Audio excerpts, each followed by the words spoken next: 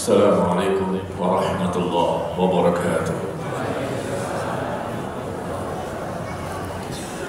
Innal hamdalillah nahmaduhu wa nasta'inuhu wa nastaghfiruh wa na'udzu billahi min shururi anfusina wa min sayyiati a'malina.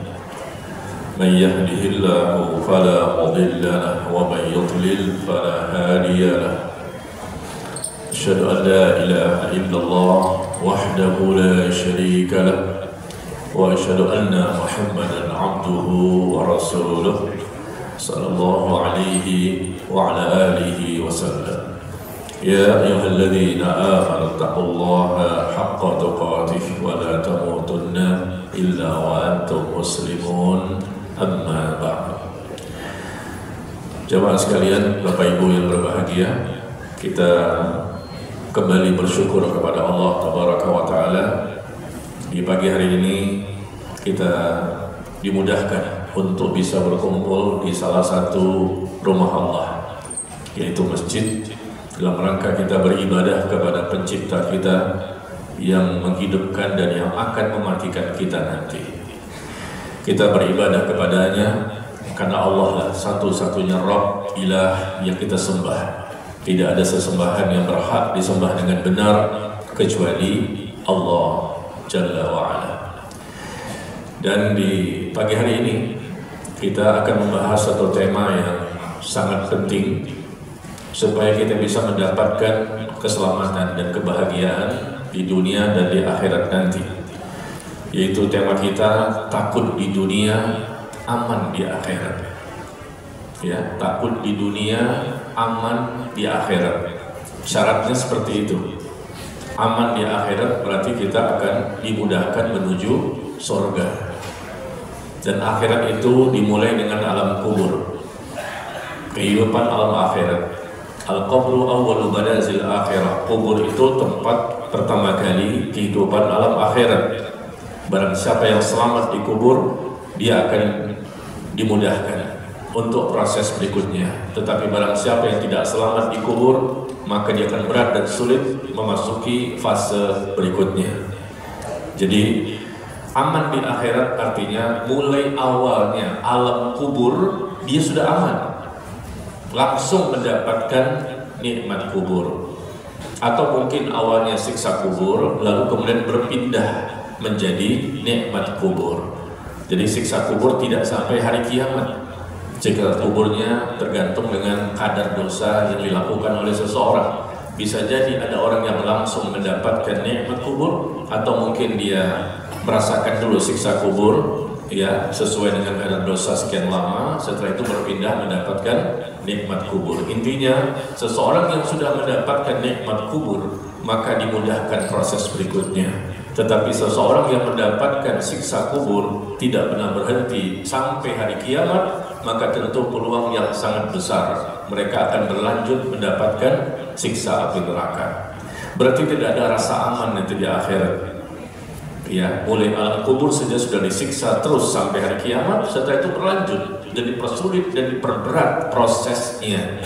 Dibangkitkan di padang mahsyar ketika dihisab dengan hisab yang berat, melewati sirat dia terjungkal dan seterusnya. Nauzubillah min dzalik. Jadi yang kita inginkan adalah aman di akhirat. Proses yang sangat panjang karena dunia sebentar, mungkin 60, 70 atau mungkin 80 tahun seseorang pasti akan mengalami kematian, berapapun usia kematiannya. Tetapi dibandingkan dengan usia akhirat begitu panjang dan kekal abadi selama-lamanya, tentunya kita ingin aman, aman dan aman.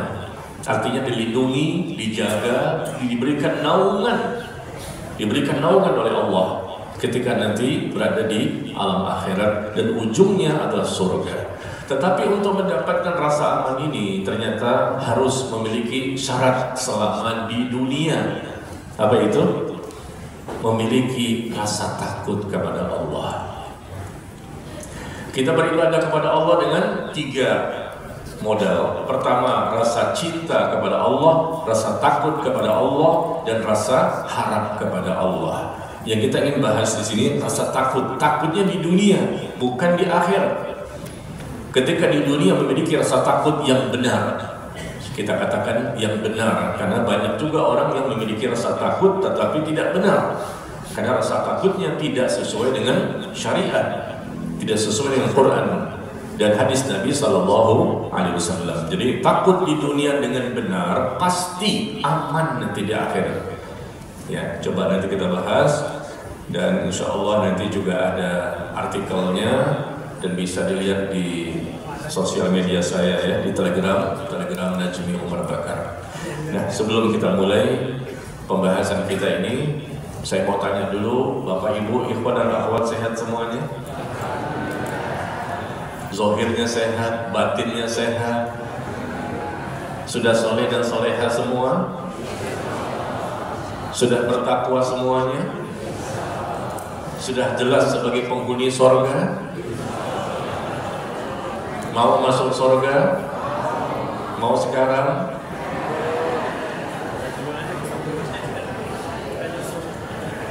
Sudah merasa aman nanti di akhirat? Sudah merasa takut di dunia? Sudah merasa aman di akhirat belum? Sekarang semua masih misteri ya, kita nggak tahu. Tapi di dunia gimana ini? Sudahkah kita memiliki perasaan takut kepada Allah? Takut itu dibuktikan. Nanti kita akan jelaskan, ada artikelnya ya. Takut itu dibuktikan dengan cara apa? Karena banyak orang yang mengatakan takut kepada Allah. Ya, insya Allah semua Muslim siapapun mereka mengatakan takut kepada Allah. Bahkan Yahudi dan Nasrani pun juga bisa mengatakan kami takut kepada Allah. Tapi dalam penerapannya kehidupan sehari-hari, ternyata mereka melakukan kesyirikan, melakukan kebid'ahan, melakukan kemaksiatan, melakukan kemungkaran, penyimpangan, kejelekan, kejahatan.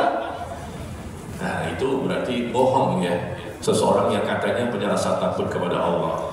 Ada beberapa contoh nanti kita akan lihat, contoh rasa takut kepada Allah yang bisa kita lakukan selama di dunia. Ya, saya akan posting sekarang di Telegram saya. Silakan jamaah, Bapak Ibu, ikhwan dan akhwat melihat postingan di Telegram artikel tentang tema yang kita bahas, ya, sekedar untuk memudahkan kita memahami tema yang kita bahas ini.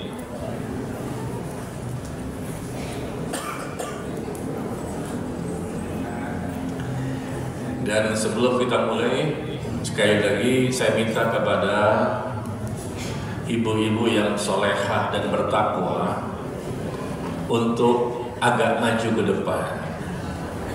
Pesan sponsor dari panitia, tolong ya, agak maju ke depan ibu-ibu, dirapatkan, dirapikan, sawu sufufakum, luruskan dan rapatkan softnya, karena masih banyak ibu-ibu yang baru hadir, barangkali tempatnya terbatas ya. Gimana? Perlu nggak dimajukan batas ini? Dimajukan aja ya. Seperti ini ikhwan ini nggak seramai biasanya nih. Ya, dimajukan aja pembatasnya, hijabnya. Karena ikhwannya juga tidak sebanyak biasanya. Biasanya berapa ribu ya? Iya, dengan malaikat ada, jin ada.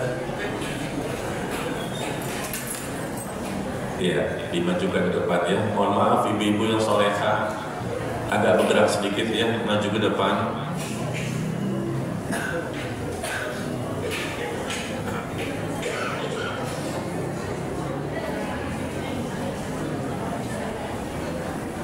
Kan ibu-ibu di Bekasi ini kan soleha semua ya.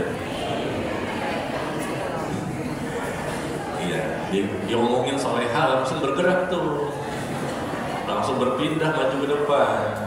Alhamdulillah. Udah belum? Kita tunggu sampai zuhur ya.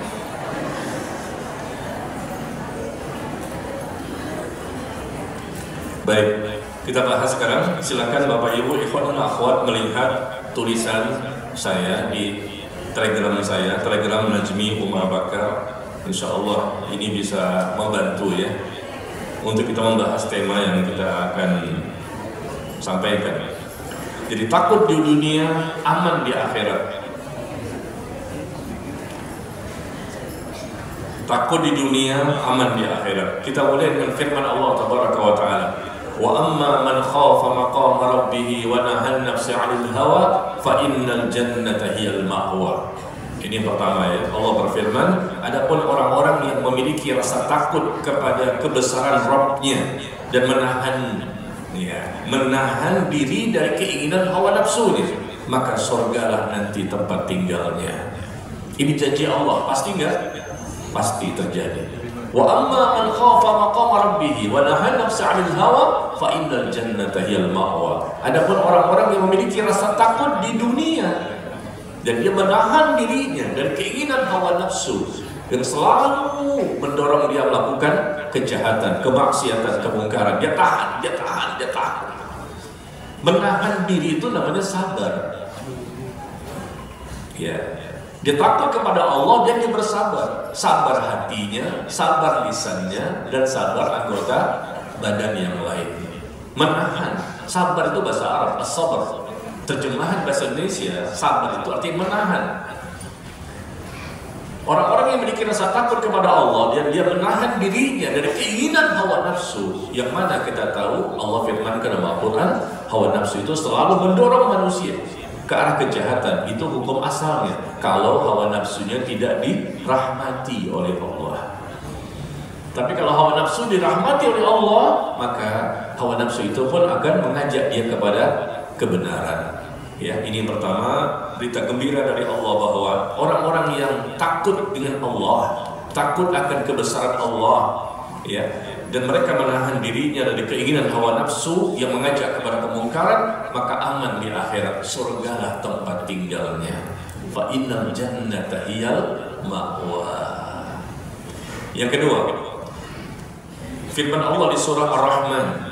Yang tadi di pertama An-Nazi'at ya, yang kedua di surah Ar-Rahman, waliman khafa maqama rabbih jannatan fabi ayyi ala'i rabbikuma tukadziban. Dan bagi orang yang takut sekali lagi, takutnya di mana? Di dunia. Dan bagi orang-orang yang memiliki rasa takut akan saat menghadap Rabb-nya nanti di akhirat, mereka mendapatkan dua surga, aman di akhirat nanti. Maka nikmat Tuhanmu yang manakah kamu dustakan? Fabi ayyi ala'i rabbikuma tukadziban. Waliman khafa maqama rabbih jannatan. Bagi orang yang memiliki rasa takut kepada Allah, takutnya di dunia, mereka nanti mendapatkan jannatan, dua surga. Berarti aman. Rasa aman di akhirat itu pasti diinginkan oleh seluruh makhluk.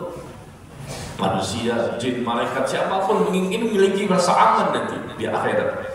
Kondisi yang sangat menegangkan, mengerikan, menakutkan. Ternyata syaratnya pertama surah An-Nazi'at, yang kedua surah Ar-Rahman. Sama, memiliki rasa takut di dunia dengan rasa takut yang benar. Yang ketiga, kita baca kembali di surah At-Tur.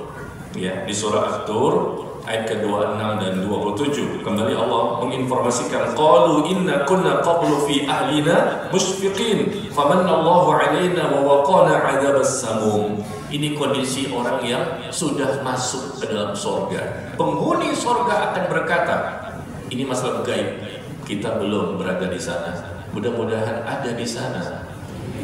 Ya. Dan Allah menginformasikan bahwa mereka penghuni surga mengatakan, sesungguhnya kami, ini penghuni surga ya, sesungguhnya kami dahulu waktu di dunia, sewaktu berada di tengah-tengah keluarga kami memiliki rasa takut akan azab Allah. Lihat modalnya. Kami ketika di dunia, sewaktu berada di tengah-tengah keluarga kami memiliki rasa takut akan azab Allah. Lalu Allah pun memberikan karunia kepada kami dan memelihara kami dari azab neraka. Dijaga mereka dari azab neraka. Berarti aman di akhirat. Apa modalnya? Rasa takut. Kita mengambil 3 contoh ini ayat yang mau sebutkan ya. Ternyata modalnya rasa takut. Berarti seorang mukmin itu selama di dunia selalu memiliki rasa takut sampai mati. Tidak pernah merasa aman dari azab Allah. Meskipun Rasulullah sudah jelas surganya, tapi beliau orang yang paling takut kepada Allah. Meskipun para sahabat banyak dijanjikan dengan surga, mereka adalah orang-orang bertakwa. bertakwa, tapi tetap mereka takut kepada Allah. Kalau andai kata sudah bertakwa pun, andai kata nih soleh-soleha bertakwa, tiba-tiba setelah itu dia tidak punya rasa takut, maka dia pun akan berubah menjadi orang munafik, turun iman, menjadi murtad dan keluar dari Islam.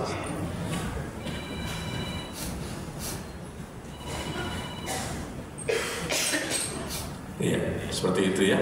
Jadi modal rasa takut inilah yang menjadikan seseorang akhirnya berusaha memperbaiki dirinya, akhirnya dia bertobat, dia berhijrah, dia berubah menjadi lebih baik, memperbanyak istighfar, minta ampun kepada Allah. Modal yang besar sekali ini di dunia, ya, dengan rasa takut yang benar, dan nanti aman di akhirat. Allah sebutkan bahwa mereka akan mendapatkan surga, mereka bahkan mendapatkan 2 surga. Kondisi penghuni surga ini, mereka, kami dahulu inna kunna qablu fi ahlina musyfiqin, kami dahulu waktu di dunia, sewaktu berada di tengah-tengah keluarga kami termasuk orang yang takut kepada Allah dengan azabnya. Maka di akhirat Allah pun menjaga kami, melindungi kami dari siksa api neraka. Ya, dengan 3 ayat ini saja sebetulnya sudah cukup bagi kita. Berarti kita harus bersiap-siap saat ini, besok, lusa, dan seterusnya. Modal rasa takut untuk bisa aman nanti di akhirat. Yakin dengan kehidupan akhirat? Yakin dengan adanya Allah? Ya. Nah, Al-Imam Al-Hasan Al-Basri, coba kita baca di sini. Al-Imam Al-Hasan Al-Basri rahimahullah mengatakan, innal mu'min ajjalul khawf fid dunya fa'ammanahumullah yaumil qiyamah. Sesungguhnya orang-orang mukmin, orang-orang beriman itu, kata beliau, mereka itu menyegerakan rasa takut mereka di dunia. Bukan rasa takut itu nanti di akhirat, percuma. Takut itu di dunia harus ada, di akhirat pun takut juga. Dunia takut, akhirat takut sebetulnya. Kenapa? Karena kita ketika berada di akhirat, sebetulnya Allah memberikan rasa aman ya kepada orang-orang beriman. Tetapi rasa takut ketika berada di padang mahsyar, rasa takut ketika akan melewati sirat, ini selamat apa enggak ya, selamat apa enggak. Sebetulnya Allah berikan keamanan nantinya, tapi awalnya kita juga takut. Begitu ya, mudah-mudahan. Jadi ketika itu Al-Imam Al-Hasan Al-Basri mengatakan, sesungguhnya orang-orang beriman itu akan menyegerakan rasa takut mereka kepada Allah di dunia, sehingga Allah memberikan rasa aman kepada mereka nanti di akhirat. Itu ciri khas orang-orang mukmin. Ya. Wa innal munafiqin, adapun orang-orang munafik, mereka menunda akharul khauf fid dunya. Mereka menunda rasa takut mereka di dunia, sehingga Allah jadikan rasa takut bagi mereka kelak di hari kiamat. Dia tunda rasa takutnya, ya nantilah, ya ayo ngaji yuk, nantilah, ayo bertobat, nantilah, ayo nantilah setelah pensiun. Kapan antum mau ibadah? Nanti setelah anda meninggal dunia. Menunda, seakan-akan hidup ini selamanya, padahal mati itu pasti. Sudah banyak contoh-contoh orang yang mati kan. Subhanallah, kita banyak lalainya, banyak lupanya ya. Jadi ini ciri-ciri orang-orang beriman, selalu dia menyegerakan, bersegera. Bahkan Allah mengajak, wasari'u ila maghfiratin min rabbikum wa jannatin 'arduha as-samawati wal ardh u'iddat lil muttaqin. Bersegeralah kalian, bersegera. Allah gak butuh kepada manusia, tapi Allah mengajak kepada hambanya, ayo bersegera. Jangan tunda-tunda, bersegeralah kalian menuju ampunan dari Allah dan mendapatkan surga yang luasnya seluas langit dan bumi, yang diperuntukkan hanya bagi orang yang bertakwa saja. Itu di surah Ali Imran 133. Allah mengajak kepada hambanya, bersegeralah, bersegera, jangan tunda-tunda, bersegera untuk memiliki rasa takut selama di dunia. Nanti Allah berikan ampunan, Allah berikan surga seluas langit dan bumi. Dan yang bisa memiliki rasa takut kepada Allah dengan sebenar-benarnya hanyalah orang yang bertakwa.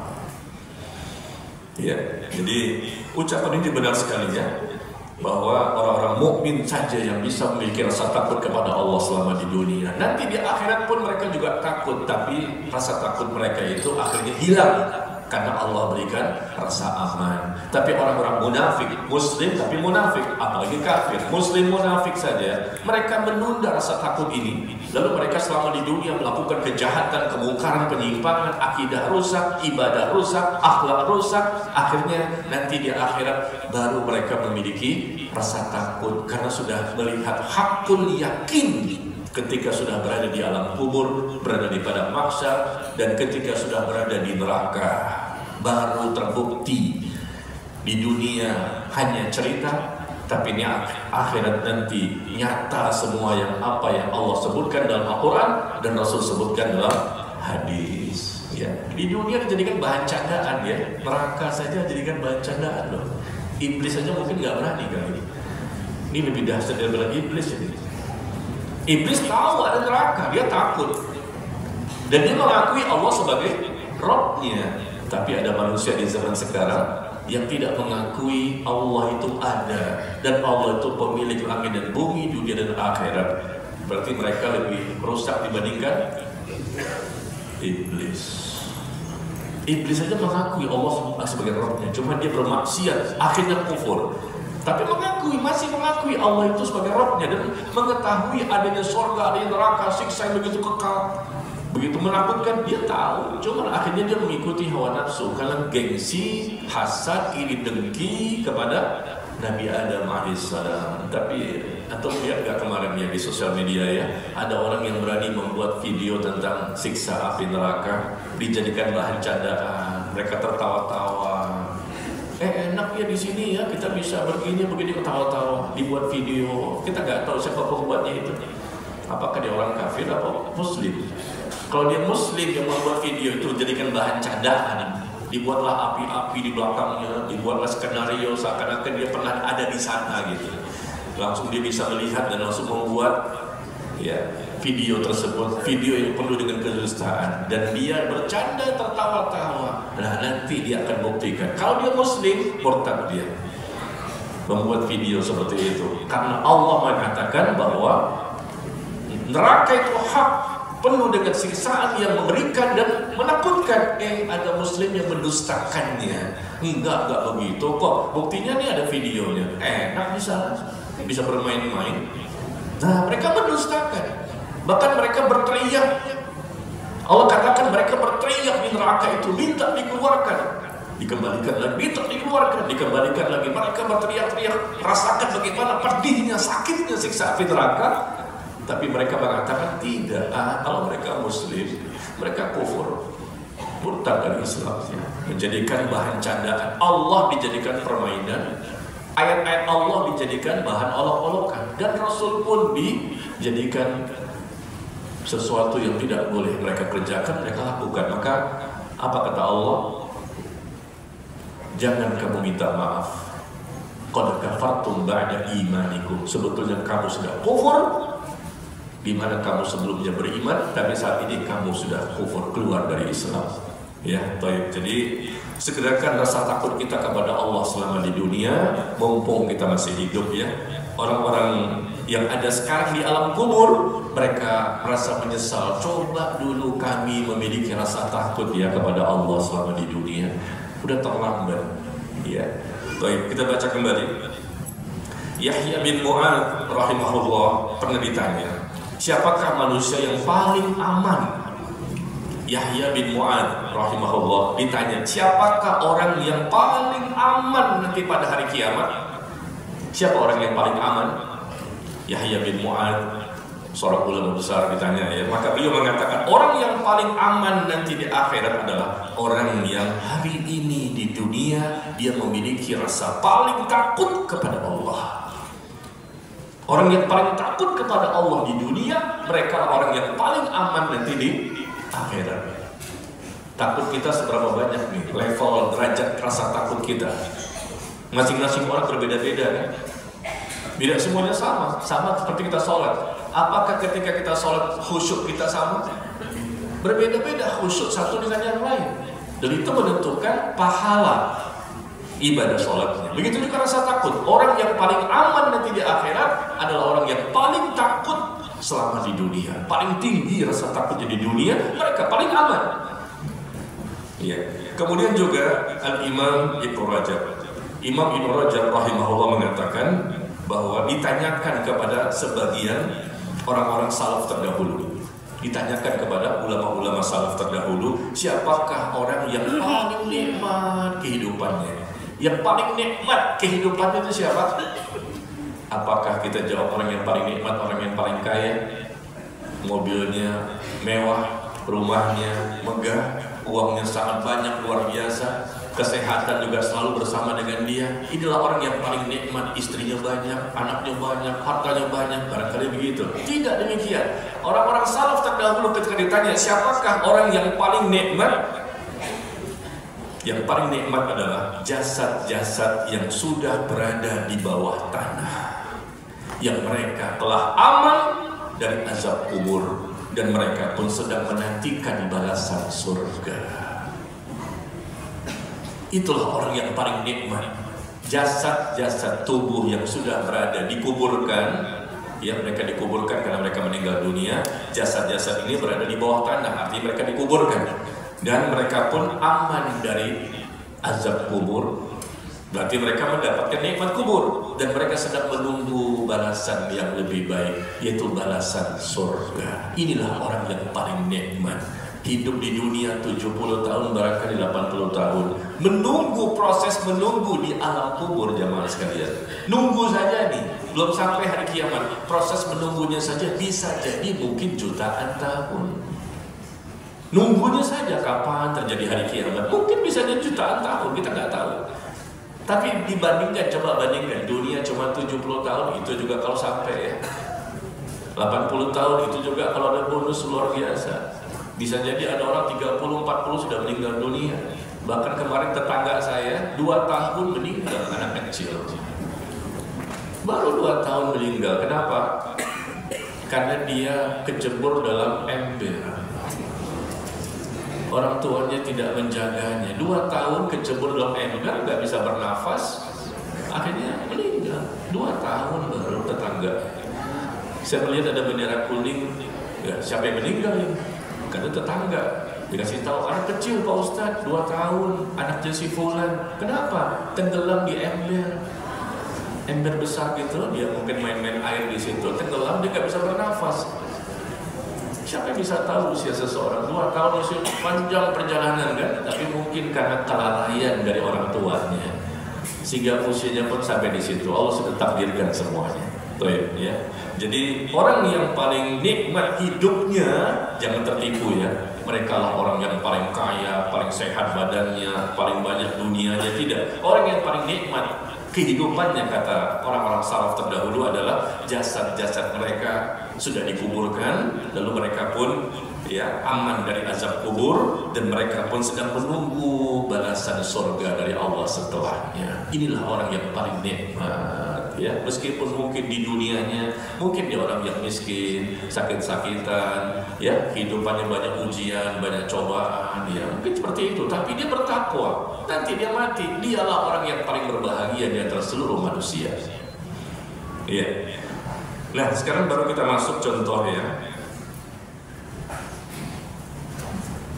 Contoh di antara bentuk rasa takut orang-orang mukmin selama mereka hidup di dunia. Apa saja contohnya?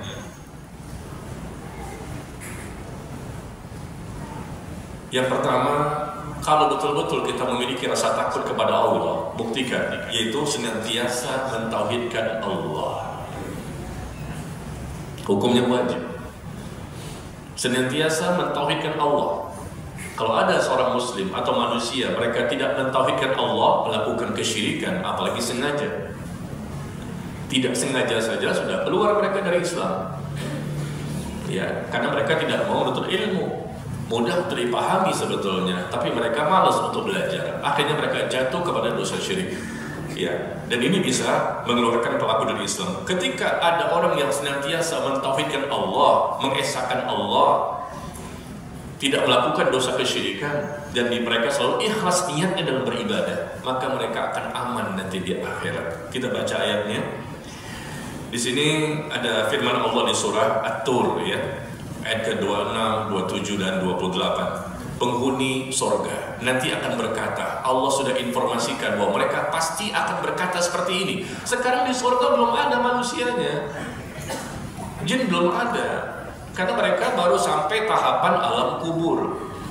Prosesnya masih panjang, tapi nantinya mereka akan berkata seperti ini, kata Allah. Mereka berkata bahwa sesungguhnya kami dahulu saat di dunia, sewaktu berada di tengah-tengah keluarga kami memiliki rasa takut kepada Allah, sehingga akhirnya Allah karuniakan kepada kami anugerah dan di mana Allah menyelamatkan kami dari siksa api neraka.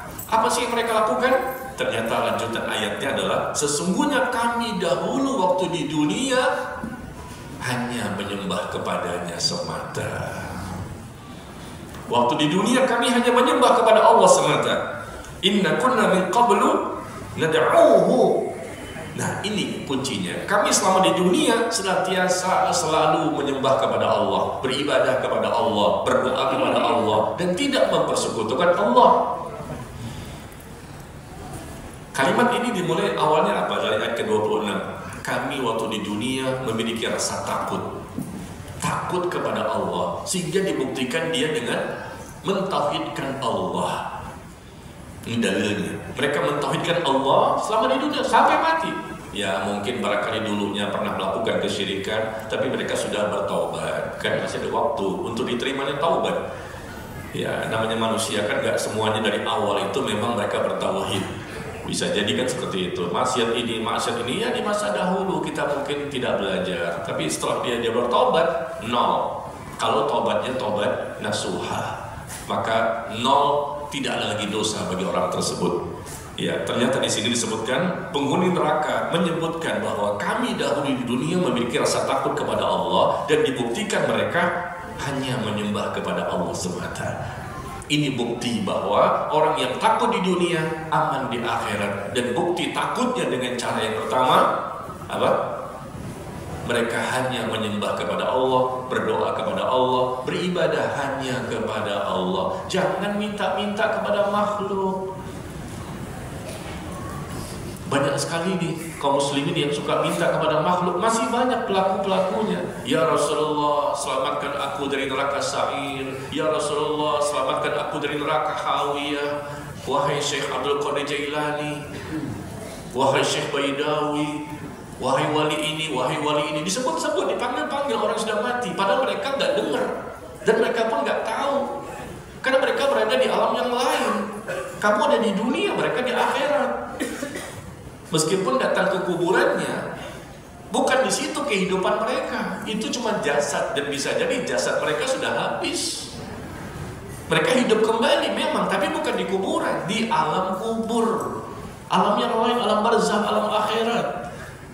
Ya, ini masih kita lihat ya. Bahkan bukunya pun masih tersebar, dijual di pasaran. Doa-doa untuk berziarah kepada para wali. Saya beli buku itu. Saya pengen lihat sebagai bukti. Wahai wali fulan, bantulah saya, tolonglah saya, mudahkan urusan saya. Ini masih terbukti diajarkan di majelis taklimnya, atau ketika buku-buku ini tersebar di masyarakat sambil mereka berselawat. Ya Allah, meminta sama Rasulullah nggak boleh, apalagi meminta di bawah Rasulullah, tidak punya kekuatan apapun. Nah, ini masih banyak ya, syirkut doa, mempersekutukan Allah dalam masalah doa. Ya, baik. Ini pertama ya, secara ringkas. Yang kedua, bentuk rasa takut orang-orang mukmin selama mereka hidup di dunia. Buktikan rasa takut kita dengan cara takut menyelisihi sunnah Rasul SAW. Itu buktinya. Takut untuk menyelisihi syariat yang Rasul ajarkan, tuntunannya, contohnya. Ya, kita beragama berdasarkan contoh beliau. Apa yang beliau praktekkan, yang beliau tuntunkan. Keterangannya ada, dalilnya ada. Rasa takut seorang mukmin itu takut kalau salah. Mereka udah ibadah nih, tapi takut salah dengan ibadahnya, maka mereka belajar. Sesuaikan dengan tuntunan Quran dan Sunnah. Jangan ibadah semaunya, hanya mengikuti ormasnya, partainya, golongannya. Islam bukan ormas, partai, dan golongan. Islam itu agama dari Allah, tuntunannya Quran dan hadis yang sahih dengan pemahaman yang benar sebagaimana Rasulullah dan para sahabatnya. Rasa takut kalau menyelisihi sunnah, ya, maka mereka pun akan selalu berusaha ikhtiar mati-matian supaya ibadah mereka betul-betul cocok dengan contoh dan tuntunan. Maka di sini kita ambil ayatnya, cukup sebagai perwakilan ya. Di surah An-Nur Allah berfirman, "Falyahdharil ladzina yukhalifuna 'an amri an tusibahum fitnah aw yusibahum 'adzabun alim." Maka hendaknya orang-orang yang menyelisihi perintahnya Rasul, hendaknya mereka itu memiliki rasa takut bahwa nanti mereka akan mendapatkan cobaan dan azab yang pedih. Tumbuhkan rasa takut orang-orang yang kalau mereka menyelisihi perintah Rasul, mereka akan mendapatkan itu balasan di dunia sebelum nanti balasan di akhirat. Jangan takut dengan istri, jangan takut dengan suami, jangan takut dengan anak, jangan takut dengan orang tua, jangan takut dengan tetangga dan lain-lain. Takut kita kepada Allah. Kalau sudah berkaitan dengan agama, tidak ada toleransi. Wah, kayak khotbah Jumat. Kok tegang sih? Iya. Saya kalau ngomong begitu Pak, Ibu, ya agak semangat ini. Karena kalau saya ngomongnya pelan-pelan, antum ngantuk nanti. Iya, apalagi kan jam 2 malam udah bangun, kencing. Jam 2 malam udah bangun kencing terus? Iya, enggak lah, itu suuzon namanya. Jam 2 malam bangun kencing, wudhu dan sholat sampai subuh. Iya, makanya anak mau ngomong di pelan-pelan, antum pasti ngantuk karena udah capek dengan semalaman ibadah. Kan nggak boleh suuzon kan? Anak berbaik sangka sama antum. Habis subuh juga, masya Allah, mengkhatamkan Al-Quran. Perkiraannya seperti itu, bener gak sih? Bener gak? Mau bilang benar, takut ria. Mau bilang enggak, memang kagak. Dosa kan bohongnya. Ya, mohon maaf. Jadi memang seperti itulah. Saya di mana-mana ngomong itu agak kencang, bukan keras ya, tapi membangkitkan semangat gitu loh. Ya, karena berkaitan dengan audiens yang matanya kelap-kelip. Audiens matanya kelap-kelip. Ini menandakan apa ini? Ngantuk atau memang ingin pulang? Oh, saking khusyuknya, itu dhaif jiddan. Baik ya, jadi hendaknya kita memiliki rasa takut itu dengan rasa takut yang benar ya. Kalau ada di antara kaum muslimin yang melakukan kesyirikan, mereka belum punya rasa takut kepada Allah. Kalau di antara kaum muslimin masih ada yang menyelisihi sunnah Rasul, cara beragama yang benar, masih melakukan kebid'ahan, bid'ah itu sesat, bid'ah itu dosa, bid'ah itu maksiat, dan diancam dengan siksa neraka. Bagaimana kita nggak takut? Segala sesuatu yang diancam dengan siksa kubur, siksa neraka, siksa balasan kuburkan di padang mahsyar, balasan juga di dunia, ini semua menumbuhkan rasa takut. Ini diancam dengan neraka. Setiap bid'ah itu sesat dan setiap bid'ah diancam dengan neraka. Ternyata banyak kaum muslimin yang tidak takut dengan neraka. Buktinya mereka masih melakukan kebid'ahan. Kullu bid'atin dhalalah wa kullu dhalalatin finnar. Ya, meskipun mohon maaf ya, kita lihat mereka masih ibadah gitu dari subuh sampai isya di masjid, masya Allah ya, tutup auratnya. Tapi kan rasa takut itu bukan begitu saja. Kita tunjukkan dari segala macam sisi, masuk ke dalam Islam secara kafah, secara keseluruhan, jangan setengah-setengah. Ya, jadi jangan takut kepada manusia, takutlah kita kepada Allah dengan sebenar-benarnya. Kadang-kadang kita ini mau beragama dengan cara yang benar, nanti apa kata istri, nanti apa kata suami, nanti gimana orang tua. Jangan takut, sampaikan dengan elegan, dengan sopan, dengan baik ya. Tapi nggak boleh takut kepada mereka, karena mereka bukan pemilik dunia dan akhirat. Mereka bukan pemilik langit dan bumi. Rasa takut kita yang tertinggi, terbesar dan teratas hanya kepada Allah Tabaraka wa Ta'ala. Maka kita tidak berani melakukan kesyirikan, dia tidak berani melakukan kebid'ahan, karena bid'ah itu dosa besar.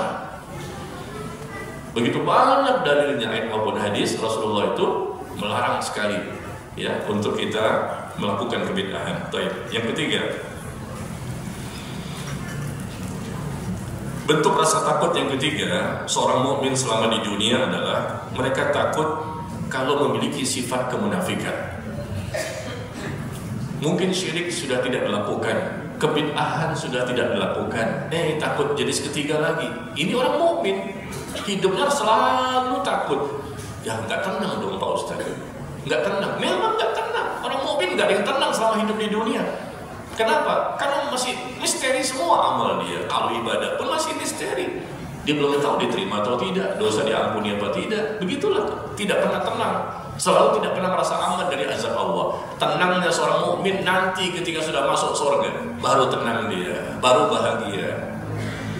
Ya, baik. Jadi kita lihat di sini, takut memiliki sifat kemunafikan. Nah, kita lihat di sini contohnya Ibnu Abi Mulaikah rahimahullah mengatakan, adraktu thalathin min ashabin Nabi sallallahu alaihi wasallam. Aku telah mendapati ada 30 orang sahabat Nabi sallallahu alaihi wasallam, semuanya mengkhawatirkan pada dirinya tertimpa kemunafikan. Ini levelnya siapa nih? Levelnya sahabat. 30 orang takut dengan kemunafikan. Mereka rata-rata orang bertakwa. Kita belum. Baru proses, mudah-mudahan nantinya bisa bertakwa. Ini yang sudah jelas Allah mencintainya, Rasul mencintainya, Allah meridhoinya, Allah menerima taubatnya. Tapi takut dengan sifat kemunafikan. Begitulah rasa takut yang ada. Orang munafik itu adalah orang-orang yang berbeda ketika di hadapan orang, ketika sembunyi. Ketika ada manusia nih, wah mereka semangat. Ketika dengan ada manusia, nggak ada yang lihat, mereka males. Orang munafik suka riya, pamer-pamer. Suka ingkar janji, suka berbohong, tidak amanah, berkhianat, menipu, berbuat curang. Kalaupun ibadah, ibadahnya bukan karena Allah, ingin dipuji saja, pamer-pamer. Haji pamer, baru saja pergi haji, pulang-pulang udah cerita semua amal ibadahnya. Untuk apa ini? Ketika berhaji juga kemarin, alhamdulillah banyak orang yang bisa berangkat, dia bisa berangkat. Seharusnya bersyukur, tutup itu. Jangan buka pintu-pintu yang bisa membahayakan hati kita. Hari ini nih, saya sebetulnya ingin meliburkan kajian. Saya tidak ingin mengajar hari ini sebetulnya. Kenapa? Karena khawatir Bapak Ibu belum pulang dari haji.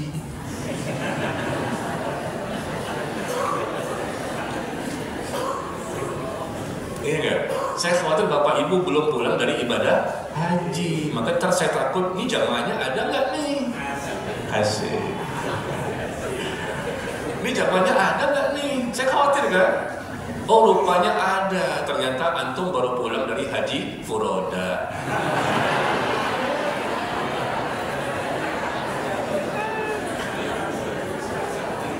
Berangkat nggak kemarin furodanya?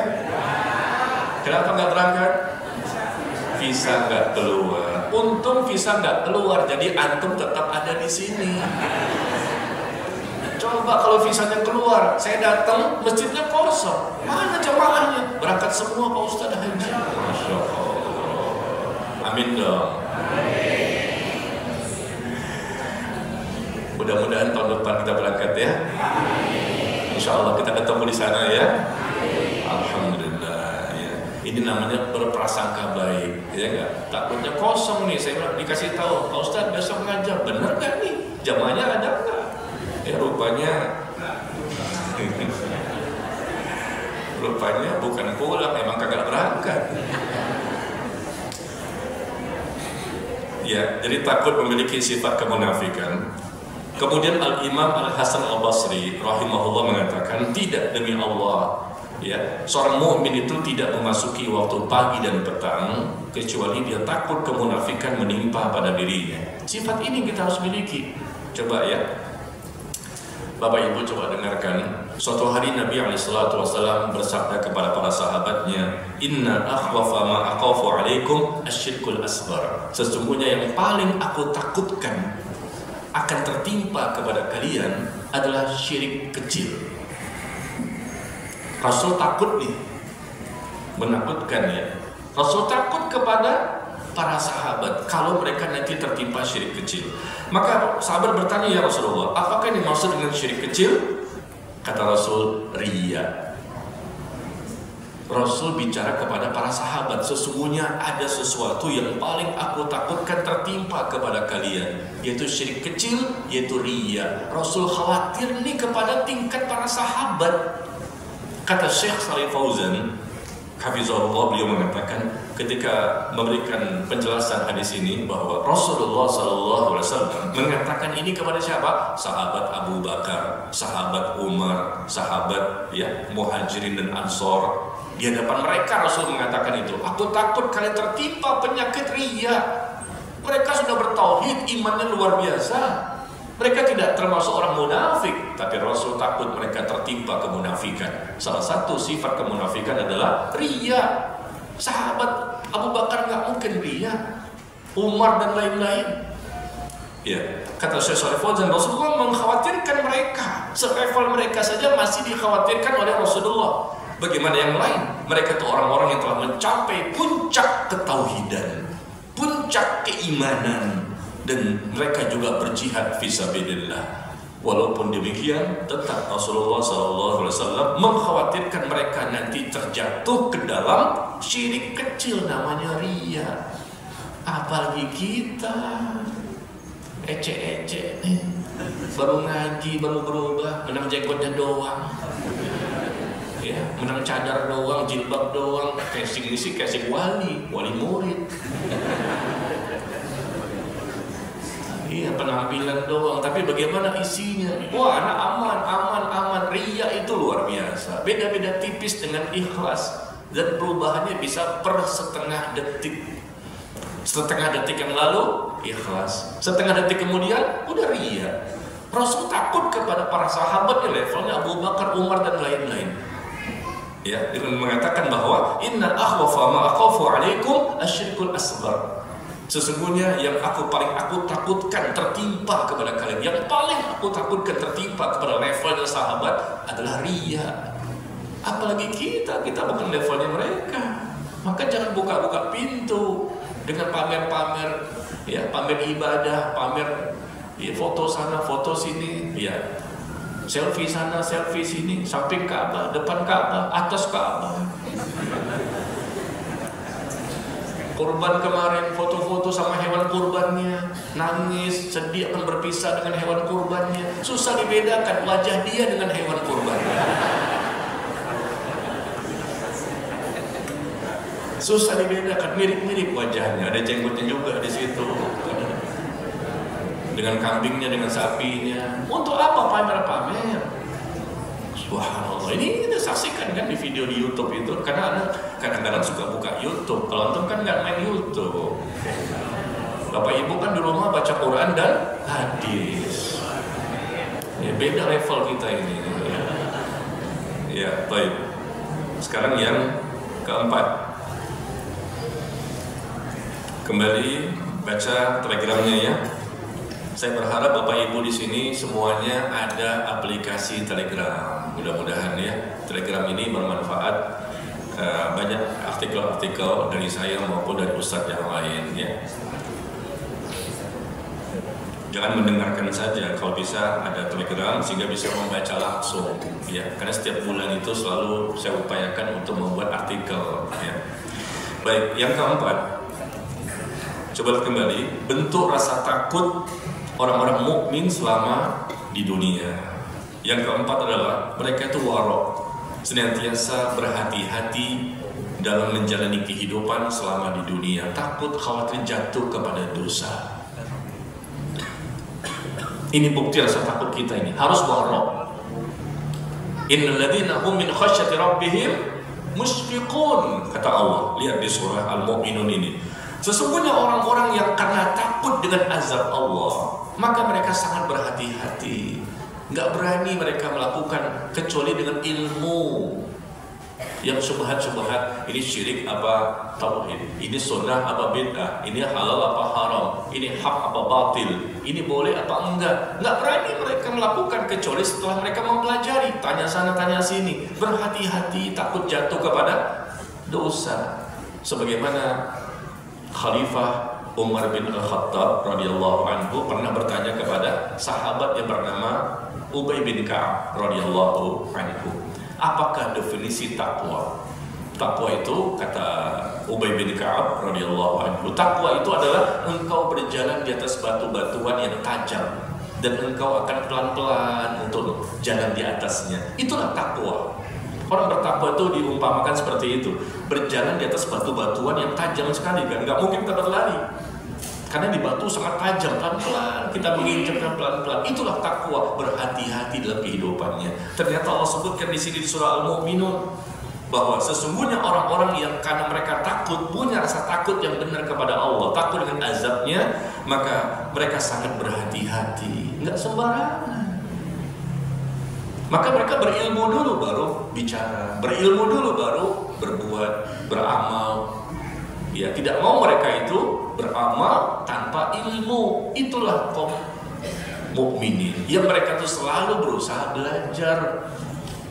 Ya, menjauhi berbagai macam perkara yang haram, menjauhi perkara yang syubhat yang masih tersamarkan, bahkan mereka menjauhi perkara yang makruh dan menjauhi perkara yang mubah yang sifatnya berlebihan. Kenapa? Takut jatuh kepada dosa.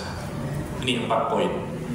Sekali lagi, orang mukmin itu berhati-hati dalam kehidupannya. Mereka menjauhi 4 poin. Pertama, menjauhi perkara yang haram, sudah jelas.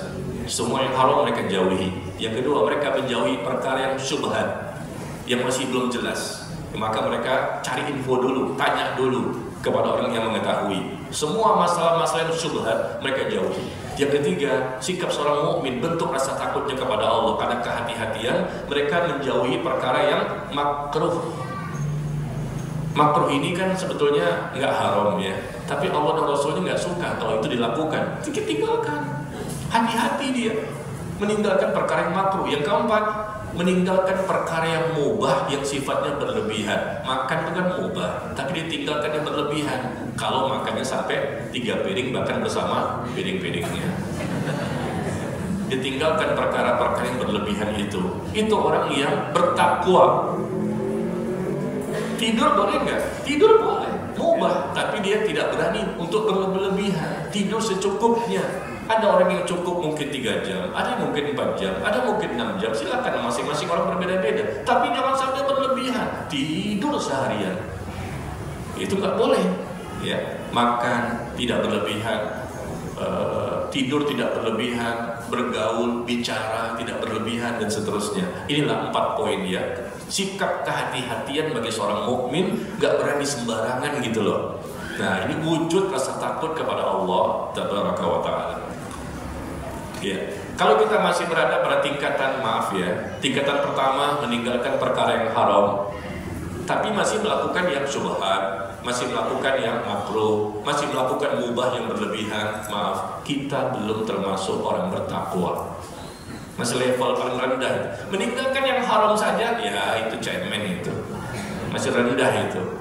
Ya, kita belum bertakwa. Orang bertakwa nggak begitu. Mukmin sejati yang punya rasa takut yang tinggi kepada Allah, naik peringkat, tinggalkan perkara yang haram, dia tinggalkan juga yang syubhat. Ini sunnah atau bid'ah? Oh nggak jelas. Nanti deh saya pelajari dulu. Oh ternyata bid'ah, dia tinggalkan. Ya, naik lagi peringkat. Wah ini makruh, meskipun tidak haram, tapi Allah dan Rasul kan nggak suka. Dan kita dianjurkan untuk meninggalkan perkara yang makruh, dia tinggalkan juga. Gampang itu meninggalkan, ringan, gampang, enteng, mudah bagi dia. Karena dia punya rasa takut semakin tinggi ya kepada Allah, maka meninggalkan yang haram mudah, enteng, ringan, gampang. Meninggalkan yang syubhat gampang, meninggalkan yang makruh gampang. Nah, level keempat yang tertinggi, dia tinggalkan perkara yang mubah, nggak haram, nggak makruh, nggak syubhat. Mubah boleh, makan, minum, tidur, segala macam. Tapi kalau berlebihan dia nggak berani. Takut jatuh kepada dosa. Makan berlebihan mengakibatkan mudarat bagi hati, menjadi keras.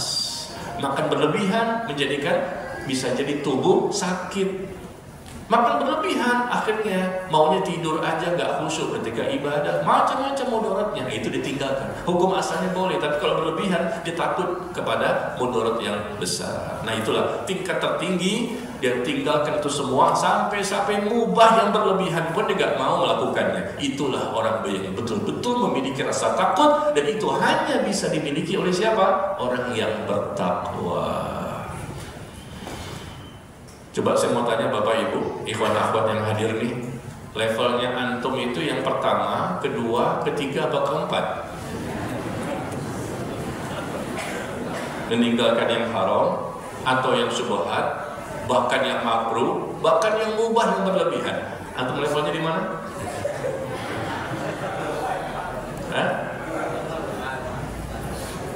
Tidak berani menjawab ya, takut riya Pak Ustaz. Tapi saya perkirakan sepertinya level antum ini level keempat ya. Betul level keempat? Alhamdulillah. Ditanya betul apa enggak, jawabnya amin.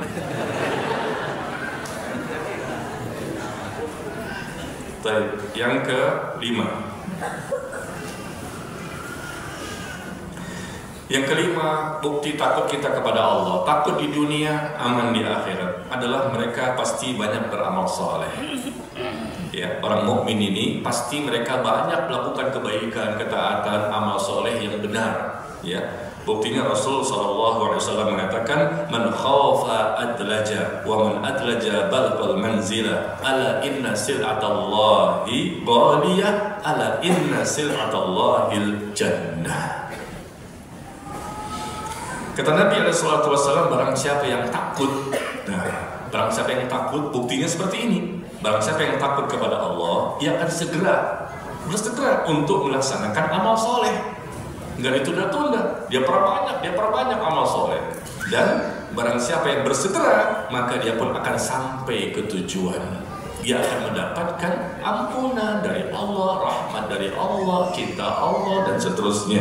Ketahuilah barang dagangan Allah itu sangat mahal. Ketahuilah barang dagangan Allah itu adalah surga. Yang kita lihat di sini contoh hadisnya adalah ketika Rasul mengatakan barang siapa yang takut, ya, man khafa adlaja, barang siapa yang takut maka dia pun akan bersegera, bergegas, bersegera.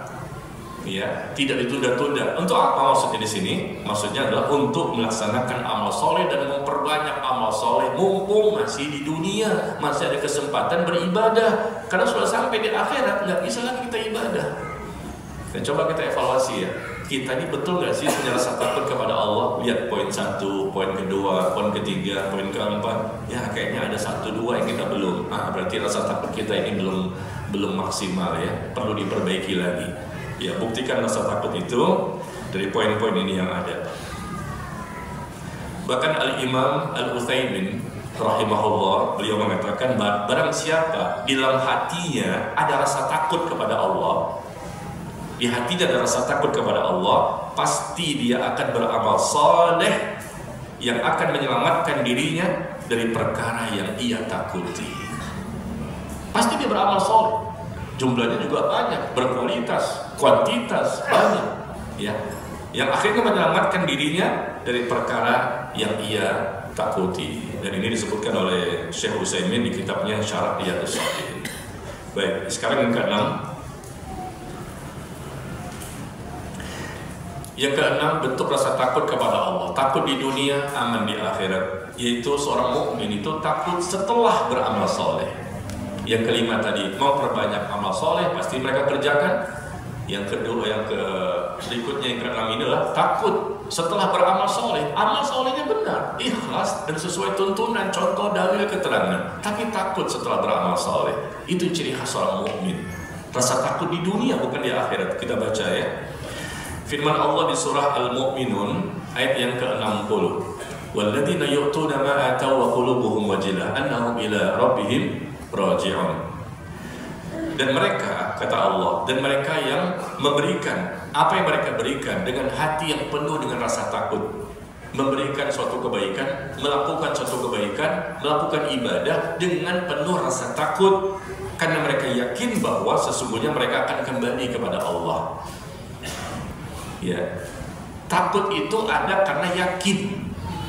Coba berdasarkan ayat ini, takut itu ada karena yakin. Kalau nggak yakin nggak mungkin takut. Kalau nggak yakin nggak mungkin sabar. Kalau nggak yakin nggak mungkin istiqomah. Yakin itu modal dari segala macam kebaikan, segala macam ketaatan. Yakin, ya, yakin kepada Allah. Makanya orang itu mau berkorban. Kita bahas kan di bulan yang lalu. Orang itu mau berkorban, dia buktikan cintanya kepada Allah. Dia yakin, maka dia siap untuk melakukan apapun. Yang penting Allah ridho, yang penting Allah mencintainya.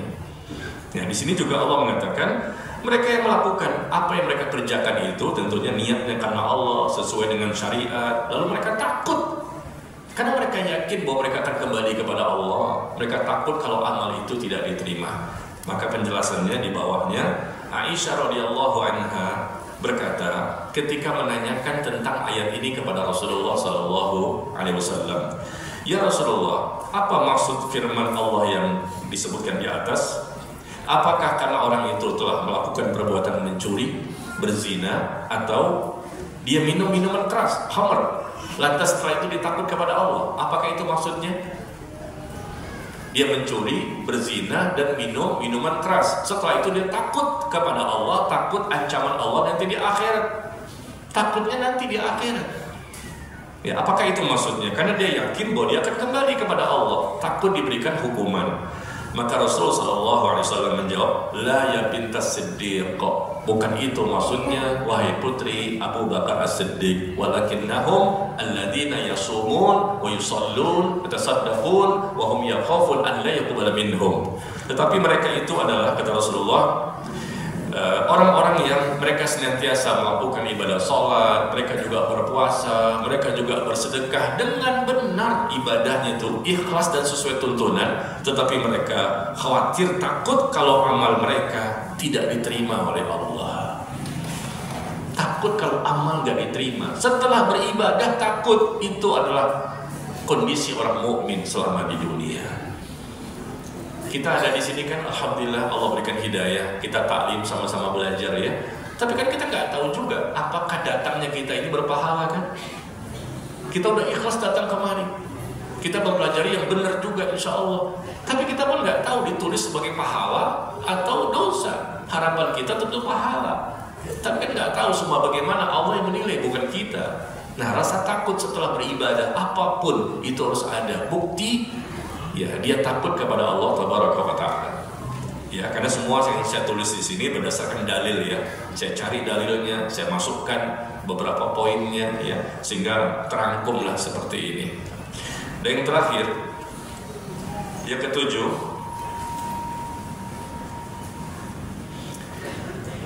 bukti rasa takut seorang mukmin kepada Allah selama di dunia adalah takut dengan dosa-dosa di masa lalu dan takut dengan kondisi saat ini sampai datangnya ajal. Ya, rasa takut seorang mukmin, takut di dunia, aman di akhirat. Kenapa bisa aman? Karena selama di dunia dia takut dengan dosa-dosa di masa lalu.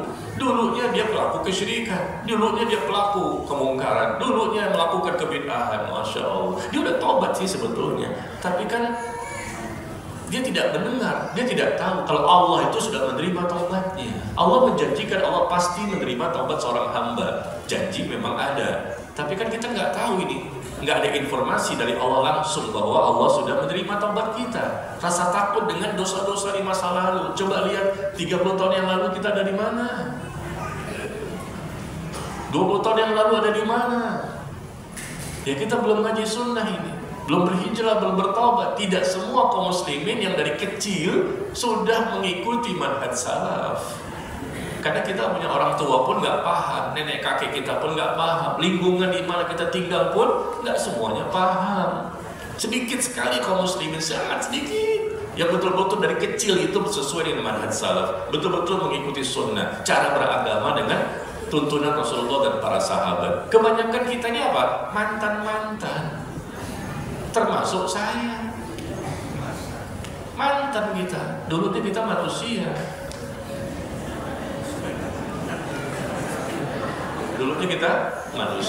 sekarang manusia juga.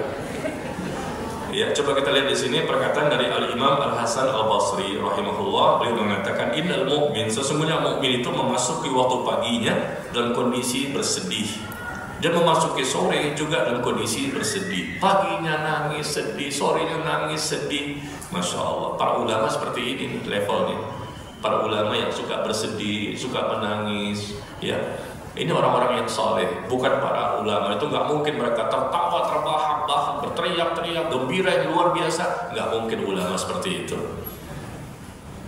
Ya, kenapa? Karena mereka memiliki sikap yang takut. Yang paling takut kepada Allah di muka bumi saat ini siapa?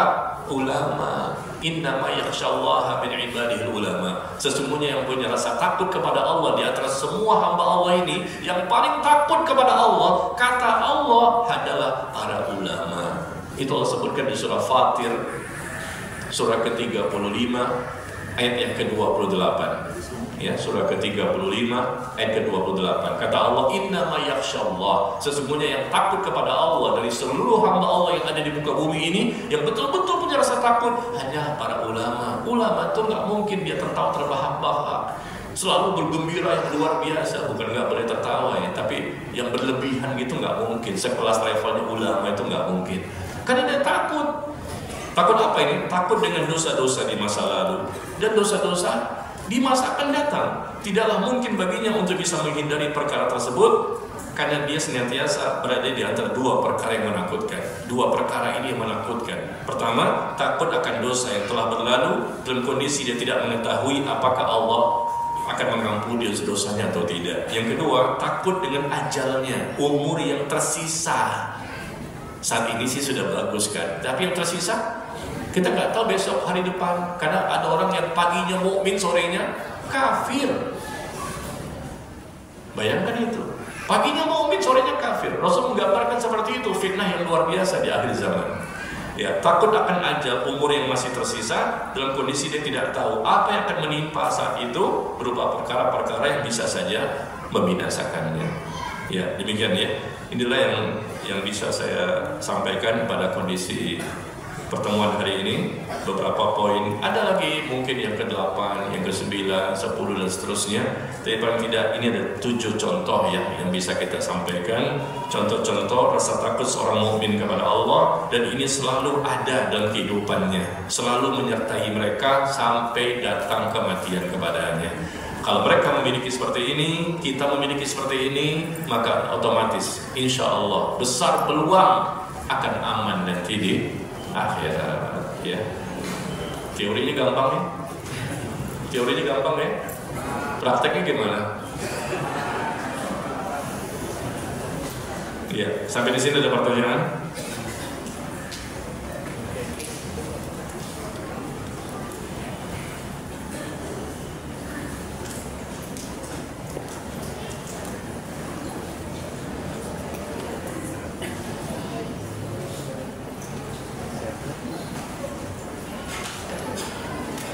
Yang pertama, kenapa Allah memberikan rasa takut? Kenapa Allah berikan rasa takut kepada hambanya? Karena dengan punya rasa takut itu, dia bisa taat dan menjauhi maksiat. Kan bagus. Apa kita nggak mau dikasih rasa takut? Dan kita minta kepada Allah, Allahumma inni as'aluka khasyataka fil ghaib wasyahadah. Itu doanya.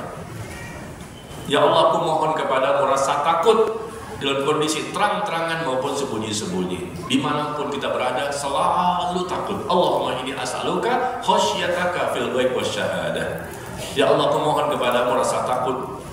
Ya, dimanapun berada, dalam kondisi terang-terangan, di hadapan manusia, tidak ada manusia, kita selalu punya rasa takut.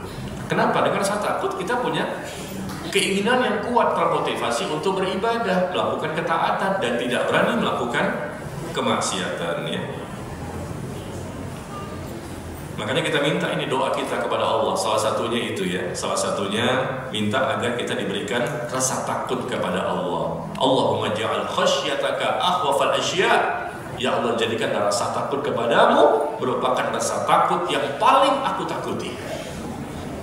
Coba biasakan ya, Allahumma ja'al khasyataka akhwafal asya. Ya Allah, jadikan rasa takutku kepadamu merupakan rasa takut yang paling aku takuti. Ya, kalau Allah ijabah doa kita itu, maka akhirnya kita memiliki rasa takut yang semakin bagus, semakin tinggi, dan akhirnya kita mampu mencapai tingkat ketakwaan.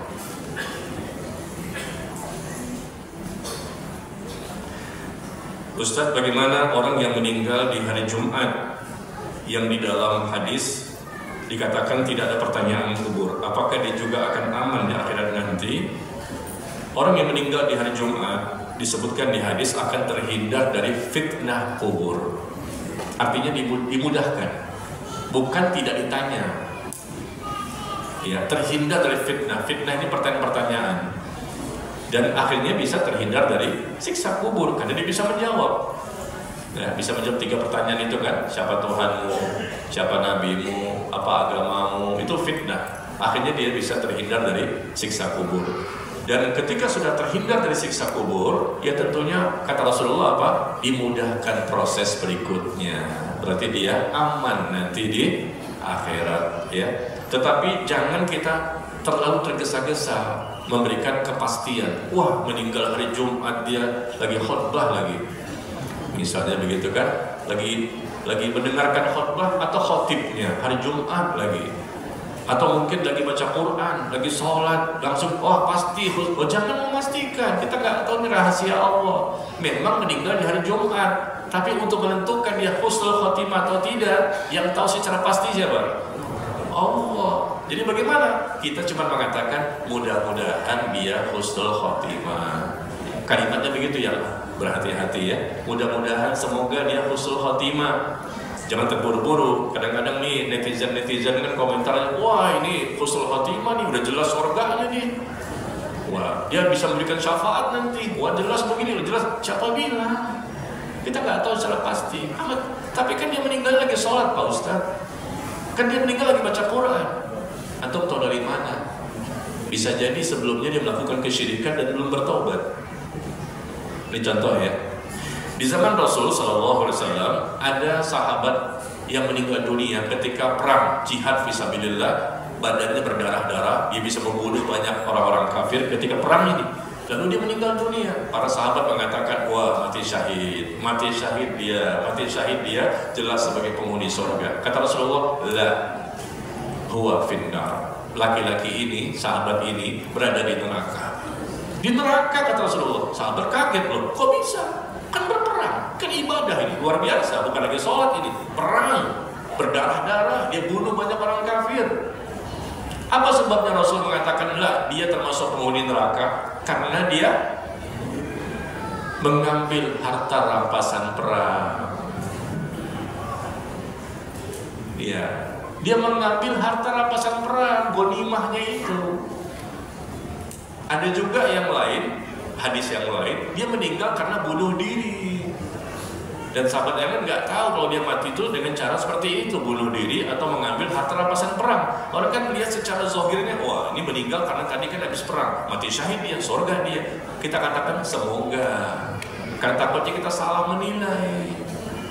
Karena di zaman Rasul pun pernah terjadi seperti itu. Bahkan apa? Ada 3 golongan yang akan ditanya nanti di hari kiamat kan? Yang pertama siapa? Orang yang mati syahid, dia berperang. Allah bertanya kepada dia, apa yang telah kau lakukan? Aku berperang karena engkau ya Allah. Kata Allah, kadzabta, engkau bohong. Kamu berperang kemarin itu di dunia itu dalam rangka agar disebut pemberani. Niatnya beda, disebut pemberani. Kamu berperang bukan karena Allah. Maka Allah perintahkan malaikat untuk menyeret wajahnya dan dilemparkan ke neraka. Orang-orang mengatakan, wah ini mati syahid, dia pahlawan tanpa tanda jasa, dimakamkan di tangan Kalibata. Barangkali begitu kan. Wah hebat sekali, banyak pujian-pujian kepadanya. Di hadis Rasul sebutkan bahwa ada 3 golongan yang akan dihisab, diadili nanti pada hari kiamat. Yang pertama orang yang dikategorikan mati syahid, ternyata kata Allah tidak, karena niatnya ternyata berubah. Niatnya bukan karena Allah, tapi ingin disebut sebagai orang yang pemberani. Begitu juga orang yang menuntut ilmu, baca Quran, dia bersedekah. Orang lain melihat, oh bersedekah, infak, dia ini orang dermawan banget ya. Dia orang yang berilmu, sana ngaji sini, baca Qurannya bagus. Ternyata nanti di akhirat Allah bongkar isi hatinya. Dan ternyata amal soleh ini semua nggak diketahui oleh manusia. Karena hatinya itu Allah yang tahu. Nah demikian. Jadi kalau meninggal di hari Jumat pun kita katakan dia muslim kan, bukan kafir ya. Dia muslim, maka mudah-mudahan kita tahu siapa dia. Dia pun ibadah juga ya. Insya Allah ngaji sunnah juga. Mudah-mudahan semoga husnul khotimah. Tapi untuk memastikan jangan. Tolong ibu-ibu pintunya dikunci ya, supaya tidak ada yang pulang duluan. Selalu setiap bulan seperti ini saya diakhirkan oleh mereka. Padahal saya paling jauh rumahnya, Depok sana kan. Ya Allah, Ustadz ngambek.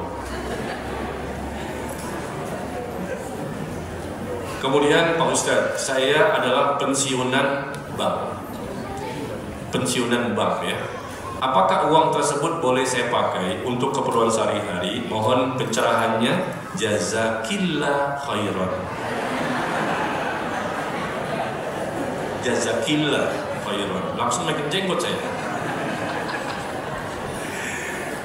Ya Allah, ini berarti nanya ibu-ibu ya. Berarti bisa dimaklumi. Kan mereka nggak dengar, nggak lihat, nggak dengar juga. Nggak dengar kalau saya itu sebagai suara laki-laki. Mereka dengarnya suara kayak perempuan ya. Makanya jazakillah ini, ya Allah. Untuk perempuan jazakillah Bu, untuk laki-laki jazakallah. Jadi kalau pensiunan bank, berarti kan kita tahu bank itu kan praktiknya riba. Riba kan haram, uang riba ya. Prakteknya tuh dengan transaksi riba. Bank apapun, baik konvensional ataupun yang syariah, bodoh wae, sabi mawon. Ada ribanya di situ. Maka bolehkah dipakai udah pensiunan? Enggak boleh. Tidak boleh dipakai uang itu untuk apapun. Dipakai, diambil, kasih ke orang miskin. Andai kata pensiunan ini sudah memiliki harta yang lain, punya alternatif yang lain, barangkali dia punya usaha yang lain, atau anaknya sudah menanggung hidupnya dalam 1 bulan itu, maka pensiunan itu kan hasil dari riba juga. Baik gaji maupun pensiunan itu semuanya harta riba. Ya, transaksi riba dari bank tadi, maka nggak boleh dipakai kecuali kalau betul-betul kepepet darurat terdesak. Itu boleh. Terpaksa gimana? Untuk makan sehari-hari gimana? Nggak ada pilihan. Ya andai kata seperti itu ya. Karena mereka nggak punya usaha yang lain, anaknya pun tidak ada satupun yang memberikan nafkah kepadanya. Ya kalau nggak begini, nggak makan mati, kan begitu. Ya terpaksa darurat. Kalau memang levelnya seperti itu, nggak apa-apa. Tapi jangan berlebihan. Secukupnya saja digunakan itu untuk kebutuhan sehari-hari ya. Tapi selama anaknya sudah bisa memberikan nafkah dan mereka juga sudah punya usaha yang lain, maka baik itu ribanya, bunga banknya, uang pensiunannya, gajinya, semuanya nggak boleh. Itu harta yang haram. Karena mekanisme bank itu dengan transaksi riba.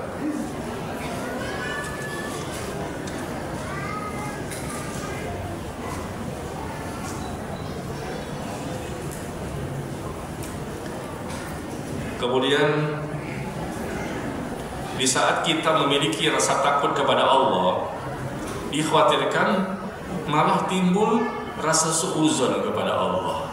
Satu sisi takut, sisi lain suuzon. Karena merasa kan takut Pak Ustadz, masa di neraka sih? Kan begitu. Nggak mungkin lah. Kita nggak boleh suuzon sama Allah. Level saya kan sudah soleh dan soleha. Ya kan begitu. Saya tahu maksud pertanyaan ini begitu kan. Ya, dia merasa pede banget gitu loh dengan dia sudah punya rasa takut. Maka jelas dong kita nggak boleh suuzon. Masa kita akan ditempatkan di siksa kubur? Terus bagaimana cara mencegahnya Ustadz agar tidak punya prasangka buruk kepada Allah? Baik ya. Memang kita harus punya rasa takut dan tidak boleh suuzon kepada Allah. Cuma tadi saya katakan, meskipun andai kata seseorang itu sudah punya rasa takut yang luar biasa sampai levelnya siapa? Para sahabat. Apa kurang rasa takutnya? Kita ambil contoh mereka saja lah, jangan kita ya. Tapi tetap mereka takut. Bukan takutnya mereka kepada Allah karena mereka suuzon, tapi karena mereka tahu diri bahwa amal mereka itu misteri semua. Karena nggak tahu semua amal diterima apa enggak, istighfar taubatnya diterima apa enggak. Karena semua misteri, mereka takut itu loh, bukan suuzon sama Allah. Mereka tahu Allah pasti mengampuni, tapi karena di misteri semua nggak ada informasi. Coba lihat levelnya Rasul dan para sahabat, turun ayat tentang mereka, di mana Allah mengatakan Allah terima taubat mereka. Laqad taballahu 'alan nabi, Allah terima taubat Nabi dan kalangan sahabat Muhajirin dan Ansar. Allah mencintai mereka, Allah meridhoi mereka. Udah jelas kan turun ayat tentang mereka, tetap takut. Padahal udah jelas nih, bukan misteri lagi. Tetap mereka takut. Begitu akan mati, Abu Hurairah nangis. Begitu akan mati, Abu Darda nangis. Begitu akan mati, Huzaifah bin Al-Yaman menangis. Begitu akan mati, Abu Musa Al-Asy'ari menangis. Rata-rata sahabat nangis. Lah kita siapa? Gitu loh. Jadi bukan suudzon di sini, tapi memang karena ketidaktahuan dengan amal yang kita lakukan itu diterima atau tidak. Kan yang menilai Allah bukan kita. Dan kalaupun andai kata diterima, sebagaimana Rasul dan para sahabat kan sudah jelas turun ayat tentang mereka diterima, tetap saja mereka takut. Dan mereka kondisi tidak sedang suudzon, ya.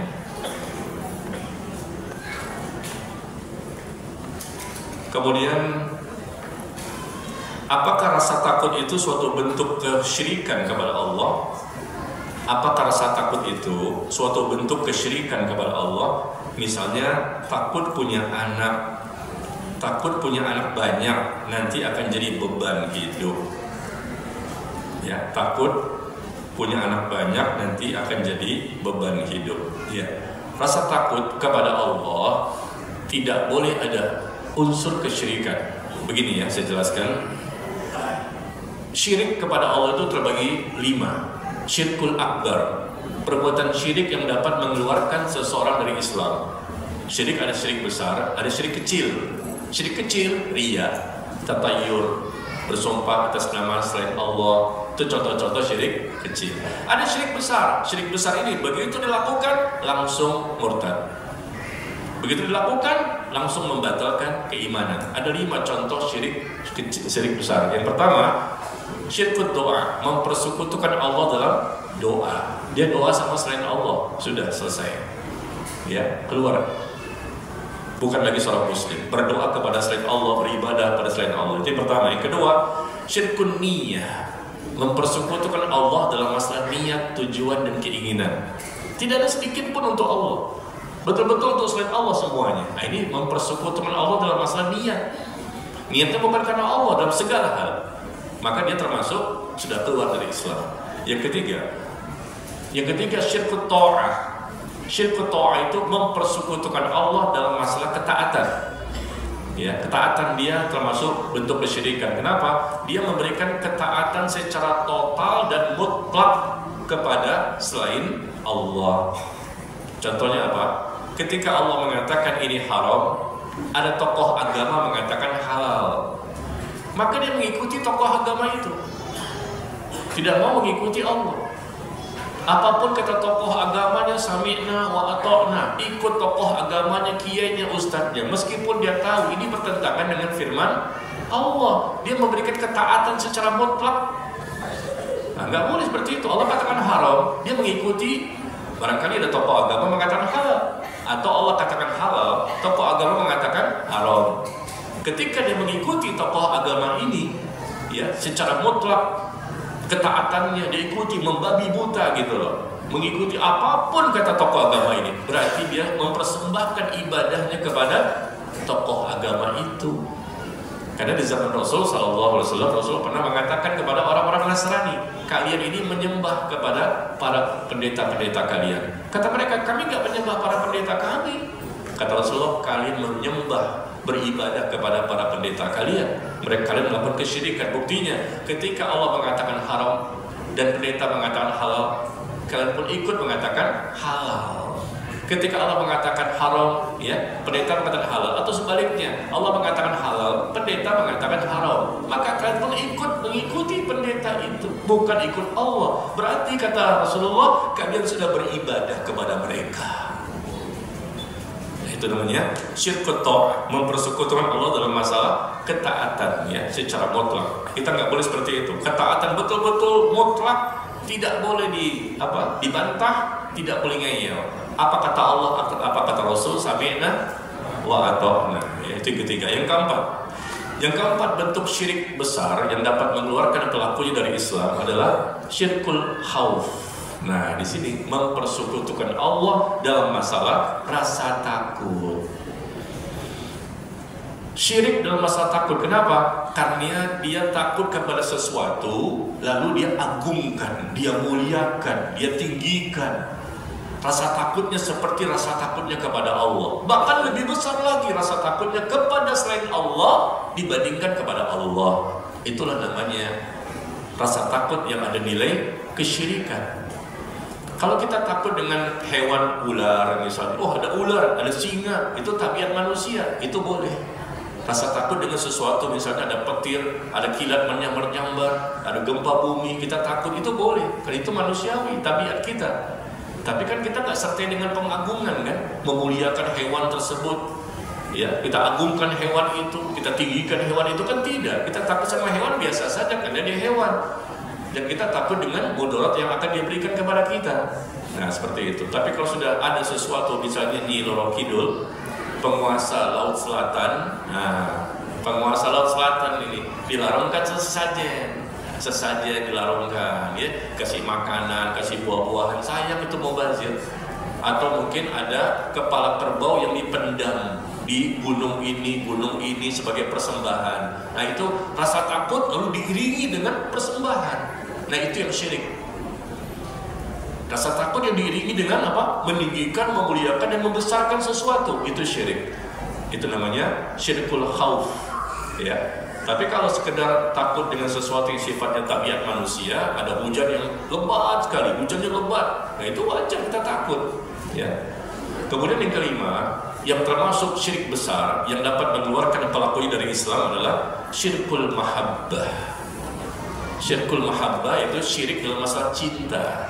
Allah tidak mau dipersekutukan dalam masalah cinta. Cinta kepada Allah harus yang tertinggi, terbesar, dan teratas.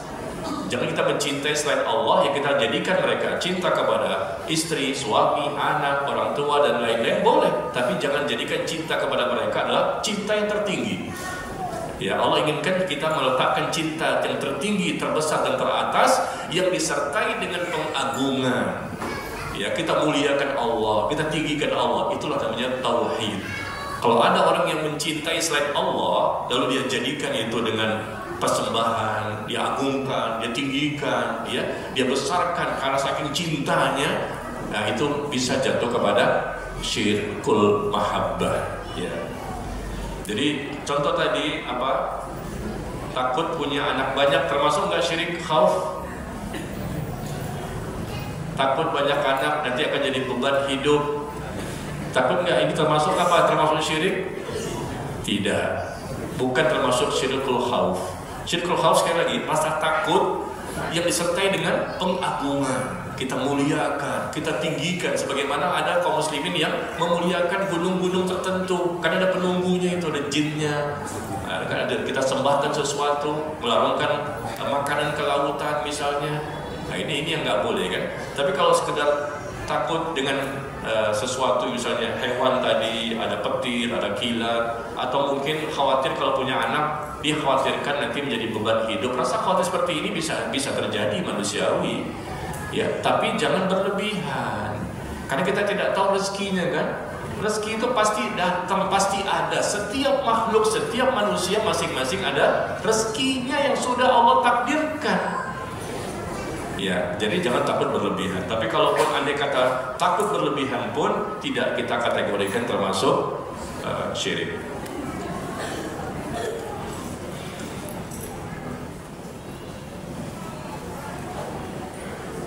Nah, sekarang pertanyaan berikutnya ya, sebentar lagi, sedikit lagi nih. Apakah kita bisa juga disebut ulama?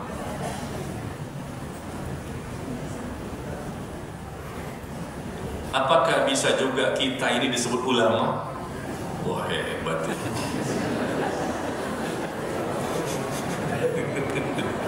Takut saya jawabnya.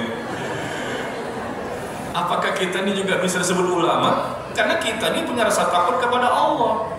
Apa bedanya kita dengan ulama? Beda-beda tipis. Masya Allah. Takut saya jawabnya.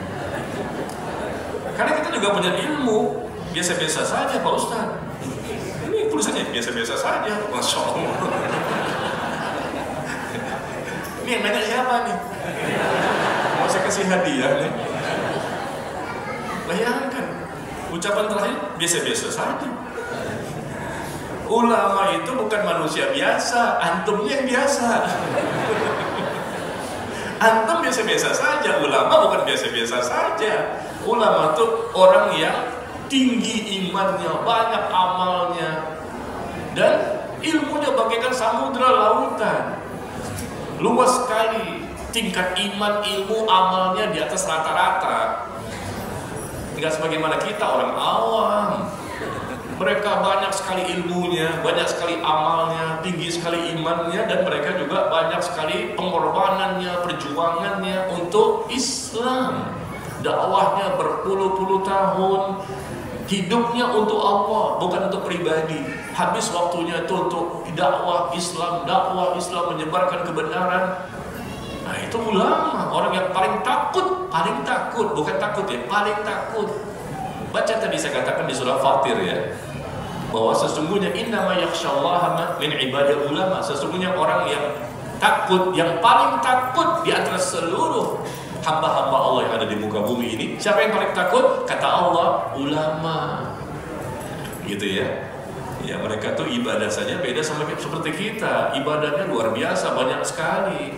Kalau kita kan levelnya alhaqumut takatsur. Itu aja udah ngedumel ya. Kalau ulama mulai dari alif lam mim dzalikal kitabul la raiba fi, hafal Quran mereka ribuan hadis. Hafal Quran itu pasti. Kalau ulama nggak hafal Quran bukan ulama namanya. Pasti hafal Quran. Nah, kita hafal nggak? Kagak hafal. Ujung-ujungnya inna a'thaina kal kautsar. Trikul. Al-Ikhlas, Al-Falaq, An-Nas. Ulama hafal Quran, mantap hafalannya, bagus bacaannya, dan hafal ribuan hadis. Mereka belajar Islam berpuluh-puluh tahun. Ya, beda ya. Tapi di sini bahasanya biasa-biasa saja. Mereka punya ilmu, kita punya ilmu. Ya Allah, berani banget ya, pede banget ya. Ya nggak apa-apa lah ya, namanya juga bertanya ya nggak. Jam 11 sudah nih, ya. Masih ada beberapa pertanyaan, tapi sudah jam 11. Dan saya minta maaf ya, karena nggak mungkin diselesaikan semua, karena waktu kita sudah habis. Jam 11 harus pulang. Karena Bapak Ibu bisa jadi ingin pulang untuk kembali mengkhatamkan. Ya, demikian wallahu a'lam bishawab wa sallallahu ala nabiyyina Muhammad walhamdulillahirabbil alamin. Subhanakallahumma wa bihamdika asyhadu an la ilaha illa anta astaghfiruka wa atubu ilaik. Assalamualaikum warahmatullahi wabarakatuh.